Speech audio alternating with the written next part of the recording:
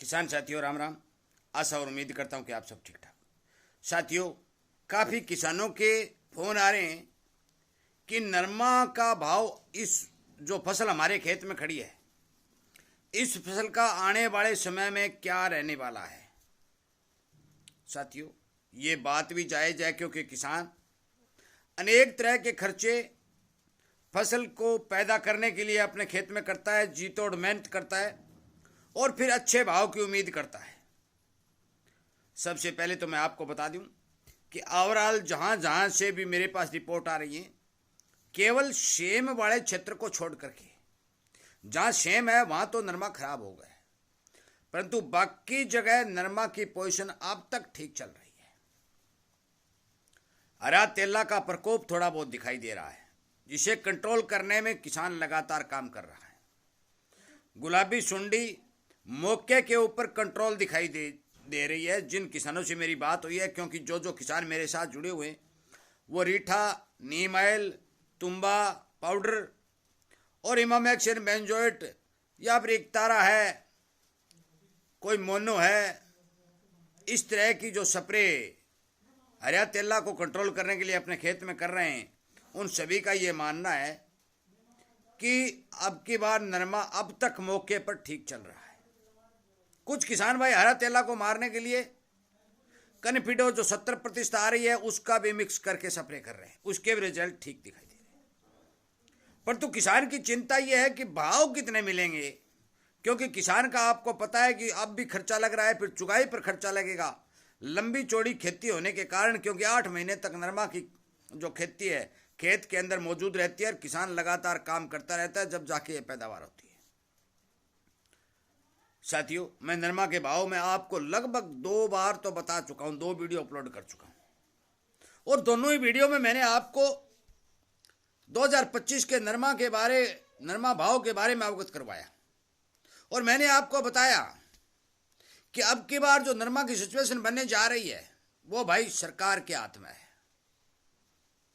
अब आप देख लो सरकार आपको क्या भाव देगी। बात सीधी और सच्ची ये है, क्योंकि मैंने आपको ये भी पहले बता दिया था कि अब की बार देश के अंदर लगभग 92 लाख हेक्टेयर के अंदर बिजाई हुई है, जो कॉटन के मेरे पास आंकड़े आए हुए हैं। दूसरी बात, मैंने ये भी बताया कि प्रति हेक्टेयर का जो उत्पादन है वो भी वीडियो में आपको मैंने शेयर करके बताया। मैंने ये भी बताया कि अब की बार इस वर्ष का जो उत्पादन है वो लगभग 250 और 260 लाख गांठ के लगभग होने जा रहा है। यही अच्छी फसल है तब होने जा रहा है, क्योंकि हमारे भारत के अंदर 1,40,00,000 हेक्टेयर के अंदर नरमा की बिजाई हुआ करती थी।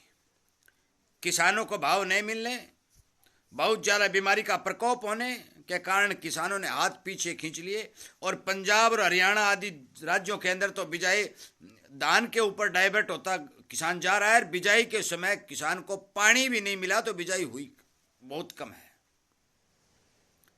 और फिर भी किसान जैसे तैसे करके बिजाई की है। महाराष्ट्र है, गुजरात है, राजस्थान है, हरियाणा है, पंजाब तो थोड़ा ही एरिया है, क्यों पंजाब में अब ज़्यादा बिजाई नहीं हो रही है। लगभग इन एरियो के अंदर 92 लाख हेक्टेयर के अंदर बिजाई हो चुकी है। और जो शिवराज जी चौहान ने तमिलनाडु में जो मीटिंग करके उनमें विशेषज्ञों से राय मांगी और उत्पादन का आंकड़ा मांगा, तो उन्होंने तो बहुत ही कम 230 और 235 लाख गांठ का उत्पादन लगाया। साथियों, पिछले साल भी सरकार ने 60 लाख गांठ बिल्कुल ही कम इंपोर्ट ड्यूटी पर हमारे यहाँ आयात की और किसान को भाव के मामले में पूरी तरह चोट मारी। अब की बार भी मैं आपको बता दूं कि मेरा पानीपत की जो कपड़ा उद्योग है, उन्हें 1-2 आदमियों से मेरी बात हुई है। सूरत के कपड़ा उद्योग वालों से भी मेरी बात हुई है। साथियों, 2 सिचुएशनें बनी हुई है। पहली सिचुएशन ये कि हमारे टेक्सटाइल उद्योग का बहुत बड़ा हिस्सा अमेरिका के अंदर जाता था, परंतु अमेरिका ने हमारे सामान के ऊपर जो 50% ड्यूटी लगाई है, तो कोई भी कपड़ा व्यापारी इसके अंदर रिस्क लेना नहीं चाहता। चारों तरफ से बिल्कुल वेट एंड वॉच की स्थिति बनी हुई है भी आगे क्या किया जाए, क्योंकि हमारे भारत से जाने वाला सामान यदि अमेरिका में बहुत ज़्यादा महंगा पहुंचता है तो अमेरिका के खरीदार भी भारतीय सामान से हाथ पीछे खींचने की कोशिश करते हैं। साथियों, मैं आपको बता देना चाहता हूं कि जो बात मैंने पहले कही थी कि भारत सरकार ने टेक्सटाइल उद्योग को फ्री ड्यूटी करने की सिफारिश अमेरिका के सामने की, परंतु अमेरिका ने नहीं मानी। उससे भी किसान को नुकसान हो रहा था। ये बात मैंने आपको बताई। अब भी यदि अमेरिका संपूर्ण रूप से ड्यूटी लगा रखी है और हमारा माल वहां जाने में बहुत कम सक्षम और सफल हो पाता है, तो हमारे देश के अंदर कपड़ा उद्योग को भारी मार पड़ेगी। कपड़ा उद्योग को भारी मार पड़ेगी तो फिर नरमा के भाव को भारी मार पड़ेगी। एक बात सच्चाई है साथियों कि हमारे देश के अंदर नरमा का उत्पादन बेहद कम है, क्योंकि हमारे देश में लगभग 340 लाख गांठ की आवश्यकता पड़ती है और उत्पादन 250 और 260 लाख गांठ का है।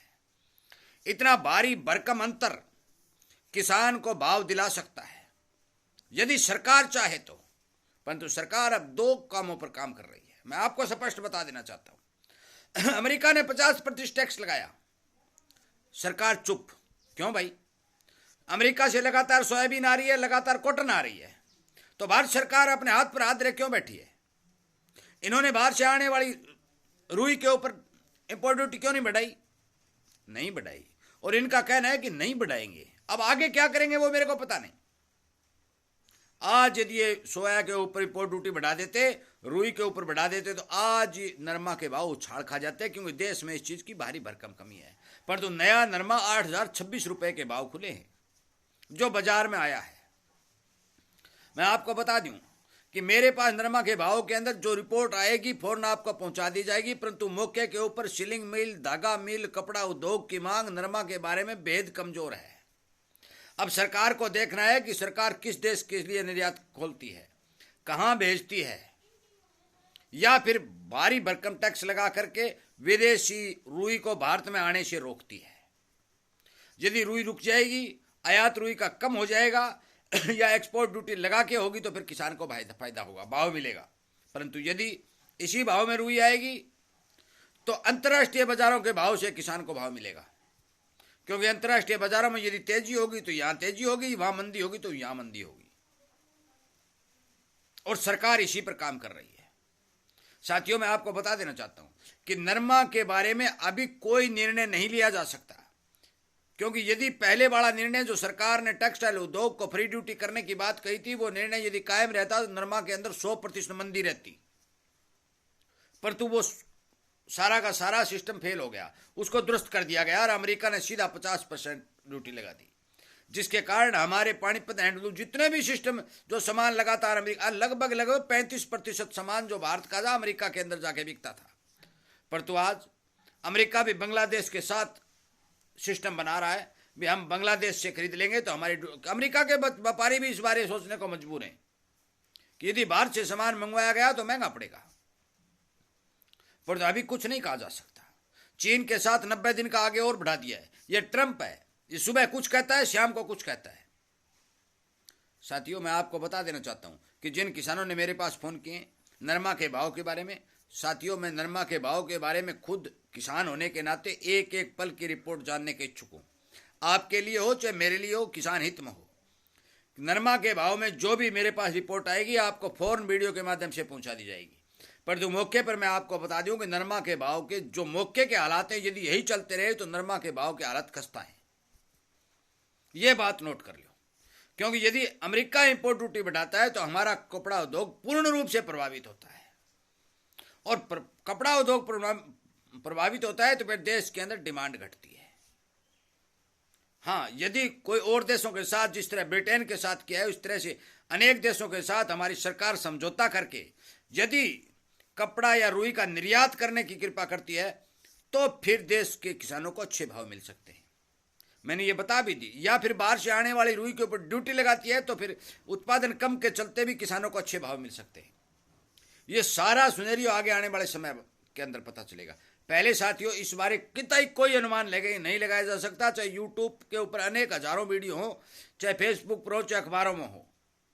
नरमा के भाव का सस्पेंशन मौके के ऊपर जब फसल आएगी, सरकार क्या निर्णय लेगी, कब क्या करेगी, उस बारे ही पता चलेगा। ये मैं आपको बता भी चुका हूं। भी अब की बार किसानों को यदि सरकार की मंशा ये है कि किसानों को भाव मिलने चाहिए, तो फिर बाहर से आने वाली रुई के ऊपर इंपोर्ट ड्यूटी बढ़ा देगी, और बढ़ा देगी तो कमी के चलते भाव मिलेगी।